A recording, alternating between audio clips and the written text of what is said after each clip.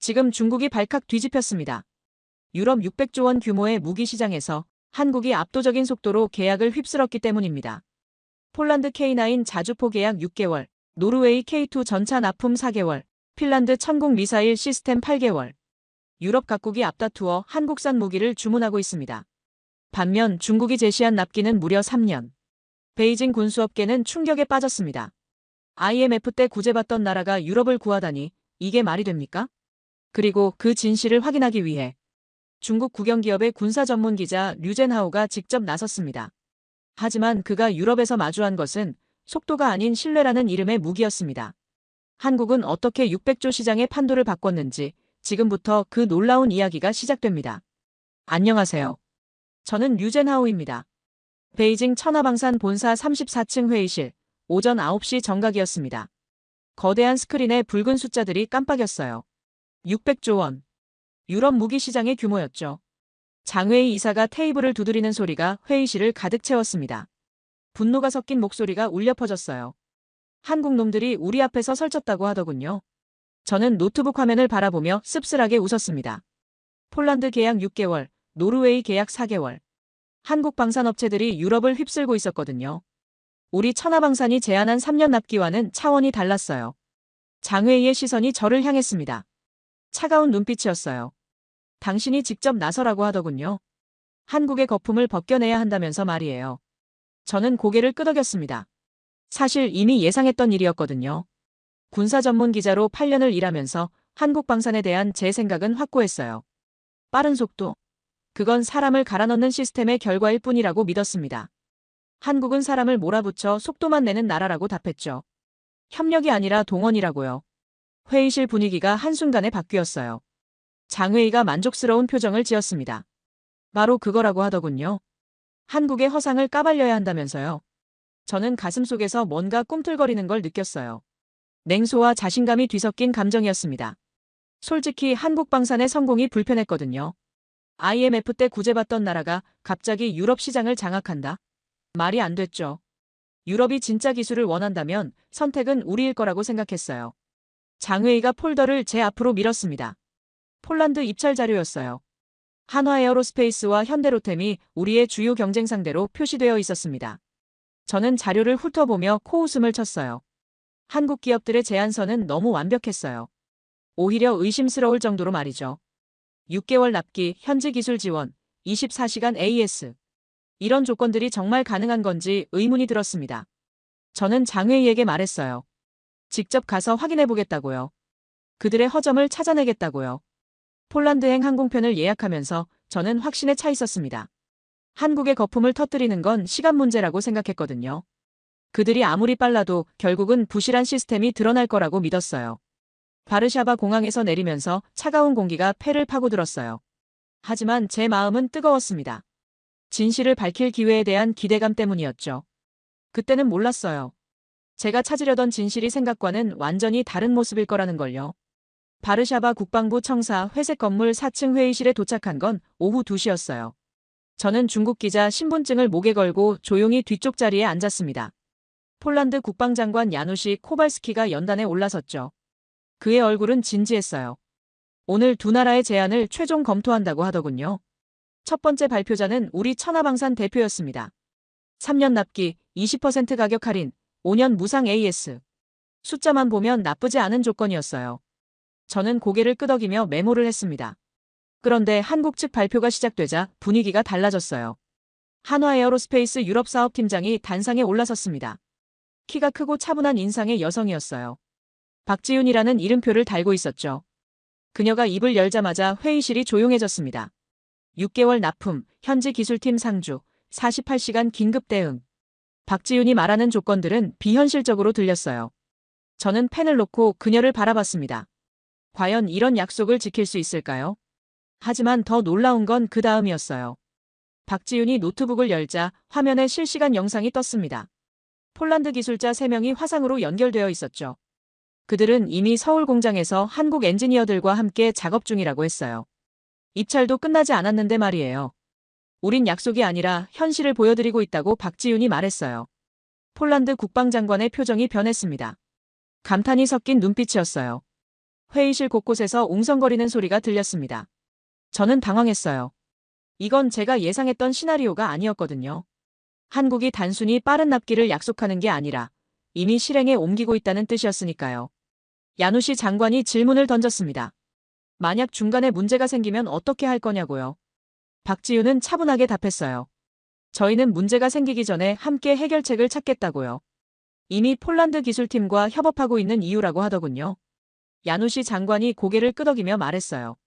우린 빠른 납품보다 약속을 지킬 파트너를 원합니다라고요. 한국은 이미 현장에 있다고 하더군요. 그 순간 저는 뭔가 잘못되었다는 걸 깨달았습니다.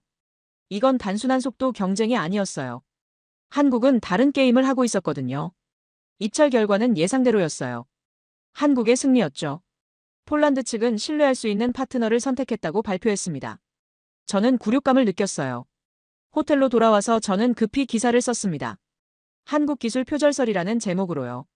분노와 자존심이 뒤섞인 감정으로 키보드를 두드렸어요. 한국의 기술이 중국과 독일의 짜깁기라는 내용이었죠. 기사는 즉시 송고되었습니다. 저는 안도감을 느꼈어요. 적어도 체면은 지켰다고 생각했거든요. 하지만 이틀 후 제 세상이 무너졌어요. 유럽 주요 언론들이 일제히 반박 기사를 내보냈습니다. 한국 기술의 독창성을 증명하는 자료들과 함께요. 독일 라인메탈 CEO까지 나서서 한국의 기술력을 인정한다고 발언했어요. 천하방산의 신뢰도는 곤두박질쳤습니다. 저는 베이징에서 날아온 장웨이의 전화를 받았어요. 그의 목소리는 분노로 떨리고 있었습니다. 직접 가서 허점을 찾아오라고 하더군요. 이번엔 체면이 걸렸다고요. 저는 휴대폰을 꺼둔 채 바르샤바 거리를 걸었어요. 자존심과 의심 사이에서 혼란스러웠습니다. 정말로 한국이 깨끗한 기술을 가지고 있는 걸까요? 아니면 더 교묘한 속임수를 쓰고 있는 건가요? 그들이 파는 건 무기가 아니라 믿음이라는 생각이 문득 들었어요. 그날 밤 저는 결심했어요. 그들이 정말 깨끗하다면 제가 직접 확인해 보겠다고요. 서울행 항공편을 예약하면서 말이에요. 인천공항에서 서울로 향하는 고속도로, 택시 창밖으로 펼쳐진 야경이 눈부셨어요. 오후 11시가 넘었는데도 곳곳에서 불빛이 반짝였습니다. 저는 가슴속에서 묘한 긴장감을 느꼈어요. 과연 한국의 실체를 확인할 수 있을까요? 한화에어로스페이스 창원 공장에 도착한 건 다음 날 새벽 6시였습니다. 공장 입구에서 박지윤이 저를 맞이했어요. 폴란드에서 본 것과는 다른 모습이었죠. 작업복을 입고 있었고 손에는 기름때가 묻어 있었습니다. 밤새 현장에 있었다고 하더군요. 안으로 들어서자 거대한 조립 라인이 펼쳐졌어요. 새벽임에도 불구하고 수십 명의 작업자들이 분주히 움직이고 있었습니다. 그런데 뭔가 이상했어요. 중국 공장처럼 삭막한 분위기가 아니었거든요. 작업자들이 서로 대화를 나누고 있었어요. 웃음소리도 들렸습니다. 박지윤이 저를 한 모니터 앞으로 안내했어요. 화면에는 폴란드와 노르웨이, 핀란드 기술팀이 화상으로 연결되어 있었습니다. 시차 때문에 유럽은 자정이 넘은 시간이었는데도 말이에요. 폴란드 기술자 마르친이 화면 너머로 손을 흔들었어요. 한국어로 안녕하세요라고 인사하더군요. 어색하지만 정성스러운 발음이었습니다. 저는 놀랐어요. 이들이 정말 함께 작업하고 있다는 걸 실감했거든요. 박지윤이 설명을 시작했어요. 우린 납품일을 맞추려는 게 아니라 약속을 지키려는 거라고 하더군요. 폴란드 기술자들이 직접 와서 공정을 배우고 현지에서도 똑같이 만들 수 있도록 돕고 있다고 했어요. 기술 이전이 아니라 기술 공유라고 했습니다. 조립 라인을 따라 걸으면서 저는 더 큰 충격을 받았어요. 각 공정마다 품질 관리사가 있었는데 그들이 하는 일이 단순한 검사가 아니었거든요. 작업자들과 끊임없이 소통하며 개선점을 찾고 있었어요. 한 작업자가 박지윤에게 다가와서 말했어요. 폴란드 팀이 제안한 방식으로 해보니 효율이 더 좋아졌다고요. 박지윤이 웃으며 답했어요. 그럼 그 방식을 표준으로 만들어 보자고요. 저는 말을 잃었어요. 제 머릿속에서 속도는 동원이라는 신념이 무너지고 있었거든요. 새벽 8시, 교대 시간이었어요. 야간조 작업자들이 하나둘 자리를 정리했습니다.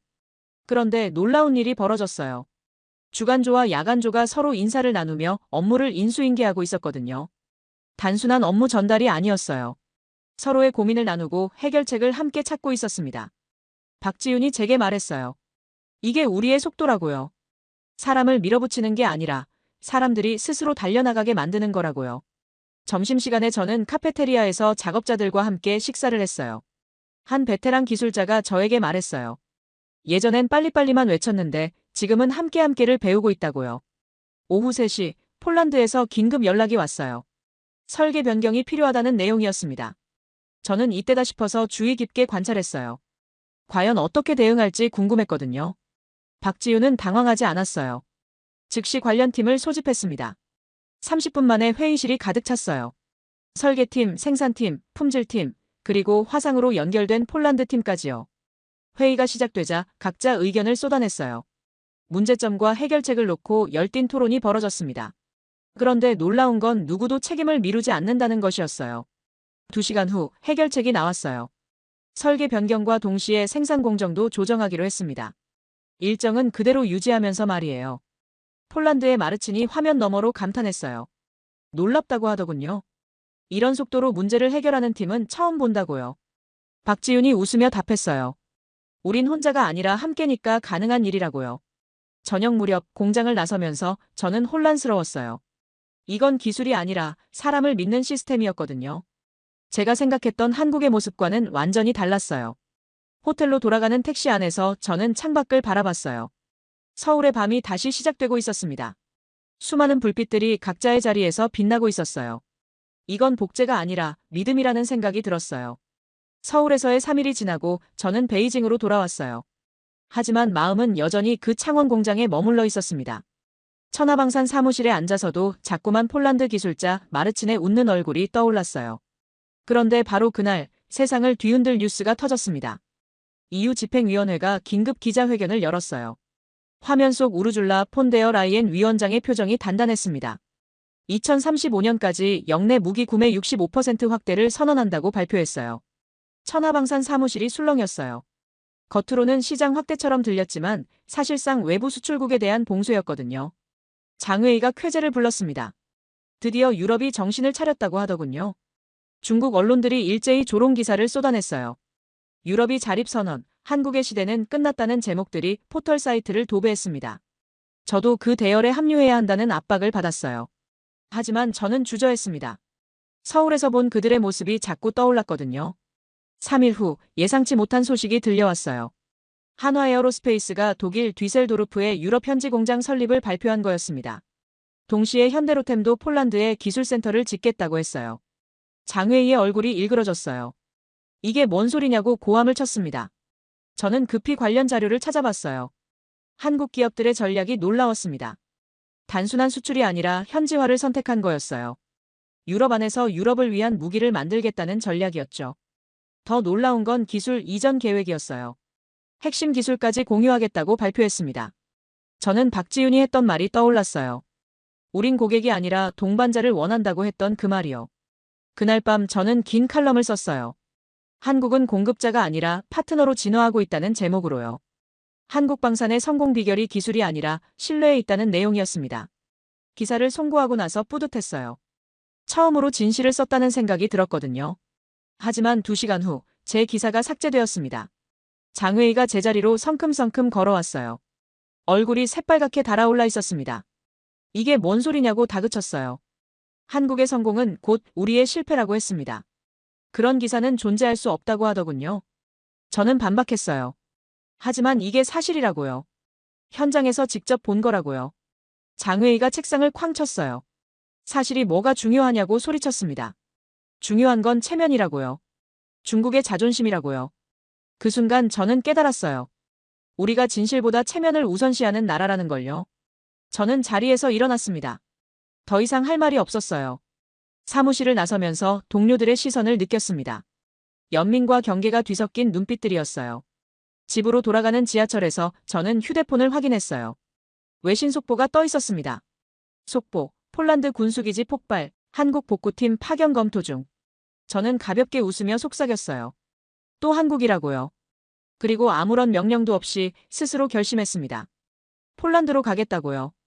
이번엔 진짜 진실을 보겠다고요. 바르샤바행 항공편을 예약하면서 저는 묘한 해방감을 느꼈어요. 더 이상 천하방산의 기자가 아니라 그냥 류젠하우로서 가는 거였거든요. 창밖으로 베이징의 야경이 흘러갔어요. 수많은 불빛들 사이에서 저는 혼자였지만 외롭지 않았습니다. 진실이 불편하다는 이유로 세상은 그걸 지운다는 생각이 들었어요. 하지만 진실은 지워지지 않는다는 것도 알았습니다. 바르샤바에서 남쪽으로 200km, 크라쿠프 근교의 군수기지에 도착한 건 새벽 5시였어요. 택시에서 내리자마자 코를 찌르는 화약 냄새가 밀려왔습니다. 폭발 현장의 참혹한 모습이 눈앞에 펼쳐졌어요. 기지 중앙 건물이 완전히 무너져 있었습니다. 잔해 더미 사이로 연기가 피어올랐어요. 폴란드군 관계자들이 절망적인 표정으로 서 있었습니다. 야누시 장관도 현장에 와 있었어요. 그의 얼굴엔 깊은 주름이 패여 있었습니다. 저는 조용히 다가가서 상황을 물어봤어요. 어젯밤 원인 불명의 폭발이 일어났다고 하더군요. 다행히 인명피해는 없었지만 핵심 시설이 모두 파괴되었다고 했습니다. 가장 큰 문제는 3일 후 NATO 합동훈련이 예정되어 있다는 거였어요.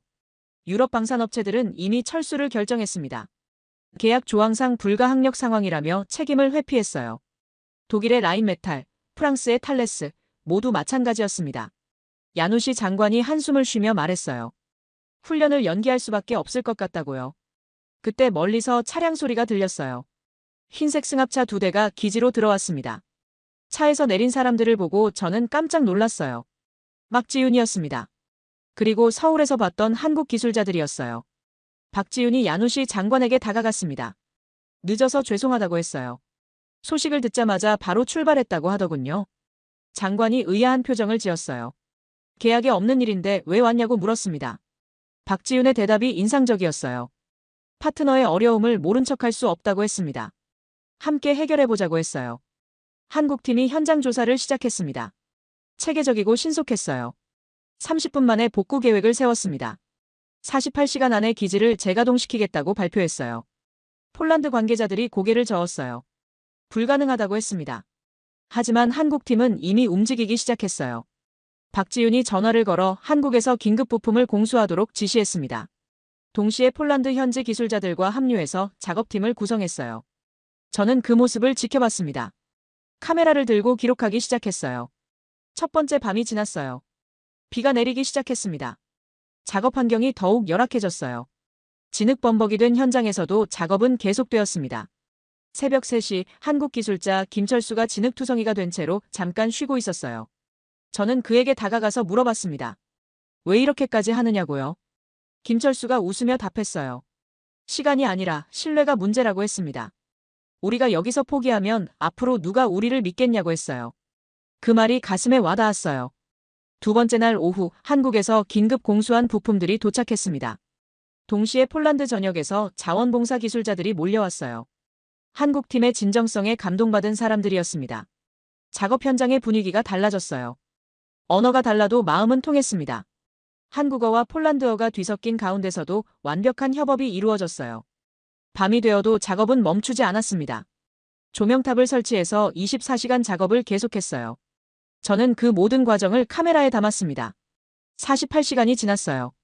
정확히 박지윤이 약속한 시간이었습니다. 기지의 시설들이 하나씩 다시 작동하기 시작했어요. 전력이 들어오고 통신망이 복구되었습니다. 마지막으로 중앙통제실에 불이 켜졌어요. 야누시 장관이 믿을 수 없다는 표정으로 시설을 점검했습니다. 모든 게 정상 작동하고 있었어요. 48시간 만에 기적이 일어난 거였습니다. 장관이 박지윤에게 다가갔어요. 눈물이 글썽하며 말했습니다. 그들은 계약을 지킨 게 아니라 약속을 지켰다고 했어요. 저는 카메라를 내렸습니다. 더 이상 기자가 아니라 진실의 목격자였거든요. 그날 밤 폴란드 기술자들과 한국 기술자들이 함께 맥주를 마셨어요. 서로 어깨를 두드리며 웃고 있었습니다. 국경도 언어도 중요하지 않았어요. 저는 혼자 기지 밖으로 나왔습니다. 별이 쏟아지는 밤하늘을 바라보며 생각했어요. 강한 나라는 빠른 나라가 아니라 서로를 믿는 나라였다고요. 폴란드에서 돌아온 지 이틀이 지났어요. 천하방산 사무실은 여전했지만 저는 완전히 달라져 있었습니다. 48시간 동안 목격한 그 장면들이 계속해서 머릿속을 맴돌았어요. 장회의가 제자리로 다가왔습니다. 평소보다 더 날카로운 표정이었어요.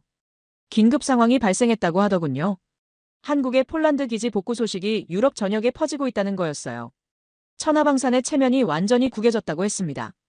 저는 고개를 끄덕였어요. 당연한 결과라고 생각했거든요. 장회의가 두꺼운 파일을 제 앞에 놓았습니다. 한국 로비설 기사 초안이었어요. 한국이 유럽 정치인들에게 거액의 로비를 했다는 내용이었죠. 증거 조작까지 포함된 치밀한 계획이었습니다. 이번엔 조국의 체면이 걸렸다고 했어요. 그대로 쓰라고 명령했습니다. 저는 파일을 천천히 넘겨봤어요. 그럴듯하게 만들어진 가짜 증거들이 가득했습니다. 누군가 밤새워 만든 게 분명했어요. 정교하고 악의적이었습니다. 그 순간 48시간 전 폴란드 현장이 떠올랐어요. 진흙 속에서도 포기하지 않았던 김철수의 모습, 눈물을 글썽이며 고마워했던 야누시 장관의 표정, 함께 맥주를 마시며 웃었던 폴란드와 한국 기술자들의 모습이요. 저는 조용히 일어났습니다. 장회의가 의아한 표정으로 저를 바라봤어요. 어디 가느냐고 물었습니다. 저는 차분하게 답했어요. 이젠 더 이상 당신들의 팬이 아니라고요. 장회의의 얼굴이 순식간에 일그러졌어요. 뭔 소리냐고 고함을 쳤습니다. 배신자냐고 했어요. 저는 웃었어요. 배신이 아니라 선택이라고 답했습니다. 거짓보다 진실을 선택하는 거라고요. 사무실이 조용해졌어요. 동료들이 모두 저를 바라봤습니다. 어떤 이는 동정의 눈빛을, 어떤 이는 경멸의 눈빛을 보냈어요. 저는 개인 물건들을 챙겼습니다. 8년 동안 사용했던 책상이었지만 아쉽지 않았어요. 오히려 후련했습니다. 집으로 돌아와서 저는 노트북을 켰어요. 그리고 진짜 기사를 쓰기 시작했습니다. 제목은 한국 유럽을 감동시킨 약속이었어요. 폴란드 현장에서 직접 촬영한 영상들을 첨부했습니다. 김철수가 진흙 속에서 작업하는 모습, 야누시 장관이 감격해하는 장면, 한국과 폴란드 기술자들이 함께 협력하는 모습들이요. 기사에는 제가 목격한 모든 진실을 담았어요. 한국의 성공 비결이 기술이 아니라 신뢰에 있다는 것, 그들이 파는 것은 무기가 아니라 약속이라는 것, 그리고 48시간 동안 보여준 진정한 파트너십에 대해서요. 글을 쓰면서 가슴이 뛰었어요. 처음으로 진실을 쓰고 있다는 확신이 들었거든요. 기사를 완성하고 해외 언론사 이메일 주소를 찾았어요. BBC, 로이터, AFP, 그리고 폴란드 현지 언론들까지요. 모든 곳에 동시에 송고했습니다. 송신 버튼을 누르는 순간 제 휴대폰이 울렸어요. 장회의였습니다. 마지막 기회를 주겠다고 했어요. 지금이라도 돌아오면 모든 걸 없었던 일로 하겠다고 했습니다. 저는 전화를 끊었어요. 그리고 휴대폰을 꺼버렸습니다. 창밖으로 베이징의 야경이 보였어요. 수많은 불빛들이 반짝이고 있었지만 왠지 차갑게 느껴졌습니다. 하지만 후회는 없었어요. 우린 정확함을 자랑했지만 진실은 묻어버렸다는 생각이 들었거든요. 이젠 정확함보다 진실을 택하겠다고 마음먹었어요.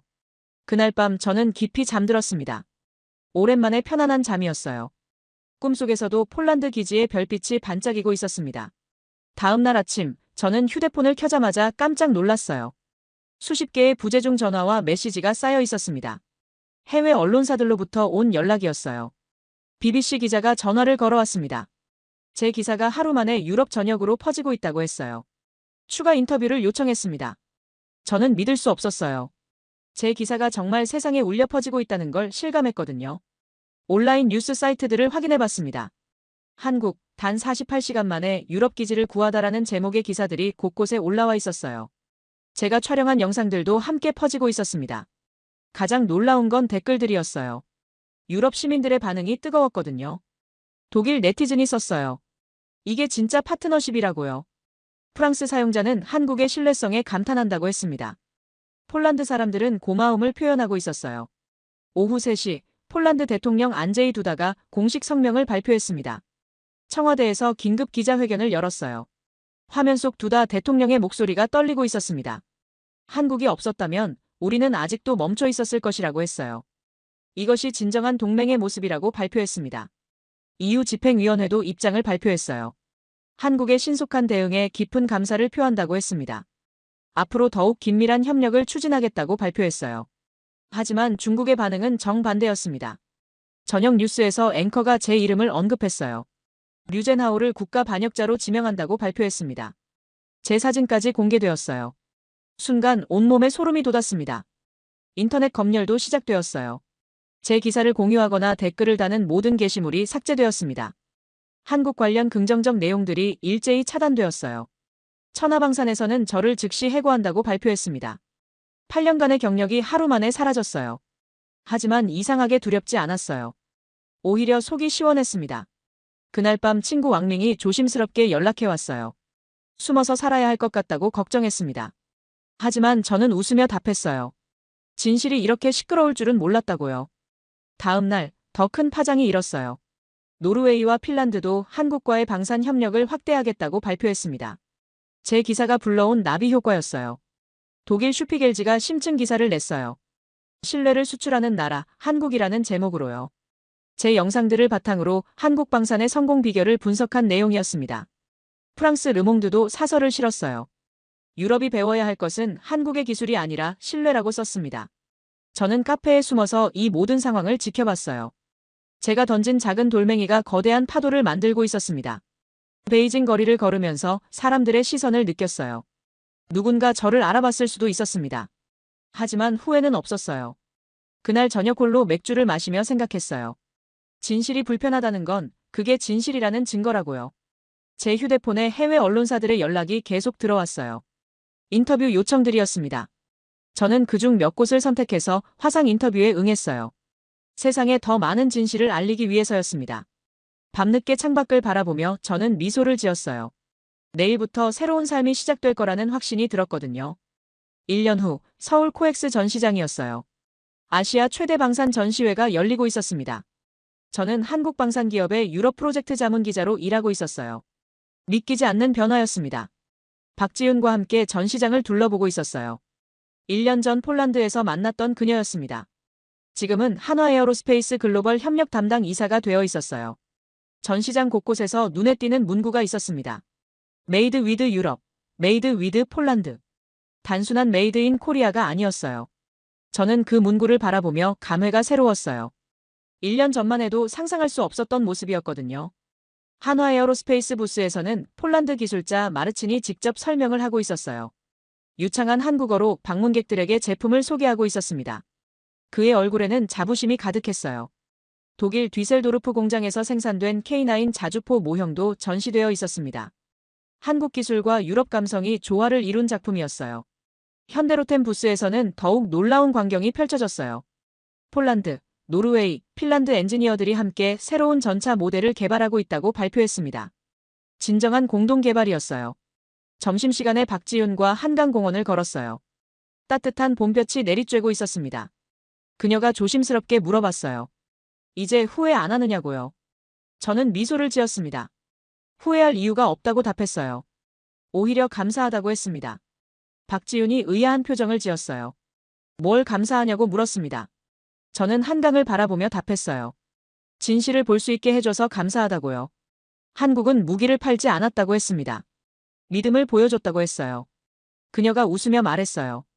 처음엔 중국 기자가 우리를 취재한다고 해서 긴장했다고요. 하지만 지금은 가장 든든한 동료라고 했습니다. 오후에 전시장으로 돌아왔어요. 특별 세미나가 열리고 있었습니다. 주제는 신뢰 기반 방산 협력의 미래였어요. 연단에 야누시 코발스키 폴란드 국방장관이 올라섰습니다. 1년 전 그 절망적인 표정은 온데간데 없었어요. 환한 미소를 띠고 있었습니다. 장관이 말했어요. 1년 전 48시간의 기적을 기억하느냐고요. 그때 우리가 배운 것은 기술이 아니라 신뢰였다고 했습니다. 청중들이 박수를 쳤어요. 저도 함께 박수를 쳤습니다. 가슴이 뭉클했어요. 세미나가 끝나고 야누시 장관이 저에게 다가왔어요. 반갑게 인사를 건넸습니다. 당신의 기사가 모든 걸 바꿨다고 고마워했어요. 저는 고개를 저었어요. 제가 한 건 진실을 기록한 것뿐이라고 답했습니다.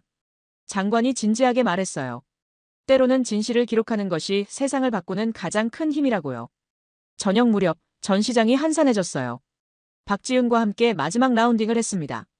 하루 종일 수많은 방문객들이 다녀갔어요. 유럽뿐만 아니라 전 세계에서 온 사람들이었습니다. 한 부스에서 흥미로운 대화를 들었어요. 브라질 국방부 관계자가 한국 업체 직원에게 묻고 있었습니다. 한국의 성공 비결이 뭐냐고요. 한국 직원이 답했어요. 빠른 기술이 아니라 지켜지는 약속이라고요. 저는 그 말을 듣고 가슴이 따뜻해졌어요. 1년 전 폴란드에서 들었던 그 말들이 이제 한국 사람들의 입에서 자연스럽게 나오고 있었거든요. 밤이 되어 전시장을 나서면서 저는 한강을 바라봤어요. 잔잔한 강물이 도시의 불빛을 반사하고 있었습니다. 1년 전 베이징에서 바라봤던 야경과는 완전히 다른 느낌이었어요. 여기의 불빛들은 따뜻했습니다. 서로를 비추는 빛이었어요. 박지윤이 마지막으로 말했어요. 중국도 언젠가는 이런 길을 걸을 거라고요. 진실이 승리하는 날이 올 거라고 했습니다. 저는 고개를 끄덕였어요. 그날이 오기를 바란다고 답했습니다. 집으로 돌아가는 지하철에서 저는 창밖을 바라봤어요. 서울의 밤은 조용했지만 활기가 넘쳤습니다. 내일을 준비하는 도시의 모습이었어요. 그날 밤 저는 새로운 기사를 쓰기 시작했어요. 제목은 신뢰가 만든 기적, 1년 후의 진실이었습니다. 마지막 문장을 썼어요. 진실은 총보다 강했고 신뢰는 가장 완벽한 방패였다고요. 창밖으로 한강이 잔잔히 흘러가고 있었습니다. 끝까지 시청해주셔서 감사합니다. 영상이 좋았다면 구독과 좋아요, 그리고 알림 설정도 잊지 마세요. 여러분의 따뜻한 응원이 저희를 계속 움직이게 합니다.